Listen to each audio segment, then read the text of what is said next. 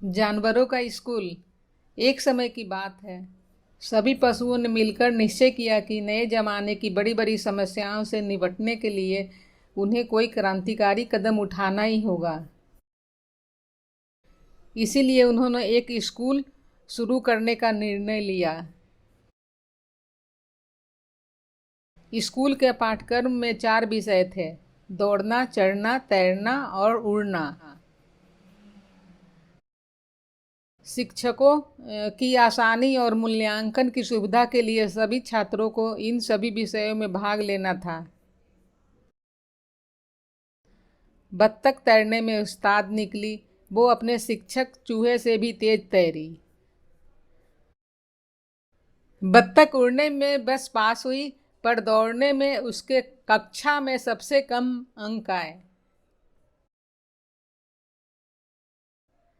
दौड़ने में कमजोर होने के कारण उसे छुट्टी के बाद स्कूल में रुककर उसका अभ्यास करना पड़ता था।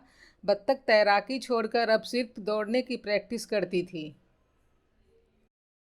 दौड़ते दौड़ते उसके मुलायम झिल्लीदार पंजे घिस गए, जिससे वो तैराकी में भी औसत हो गई। स्कूल में औसत नंबर आना ठीक समझा जाता था, इसीलिए स्कूल और शिक्षकों पर इसका कोई असर नहीं हुआ।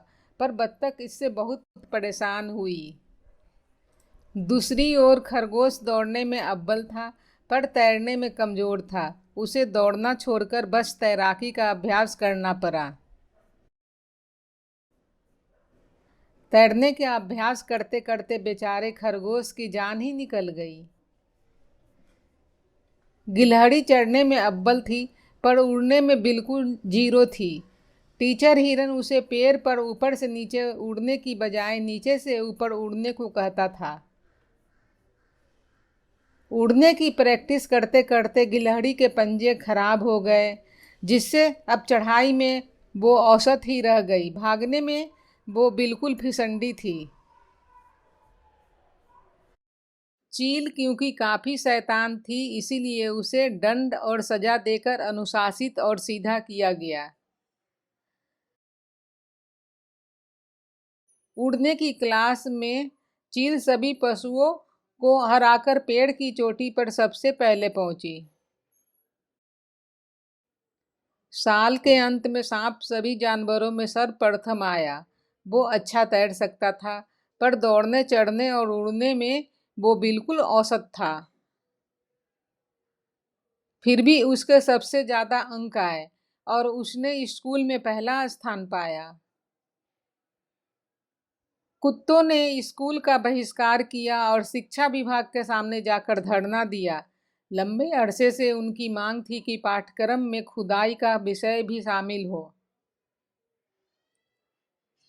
कुत्तों ने जमीन खोदने वाले अन्य जानवरों के साथ मिलकर अपना एक वैकल्पिक निजी स्कूल खोला, जो जल्दी ही अच्छा चल निकला। क्या ये कहानी हमें कुछ सिखाती है? शायद वो हमारे समाज की किसी गंभीर समस्या की ओर इशारा करती है। जानवरों का स्कूल एक अद्भुत कहानी है। उसमें एक महत्वपूर्ण संदेश छिपा है जो सभी शिक्षाविदों के लिए बहुत जरूरी है। शिक्षा के क्षेत्र में तेजी से बदलाव आ रहा है, इस बात को हम नज़रअंदाज करते हैं। सब बच्चे अलग अलग होते हैं और उनके पढ़ने और सीखने के तरीके भी अलग अलग होते हैं।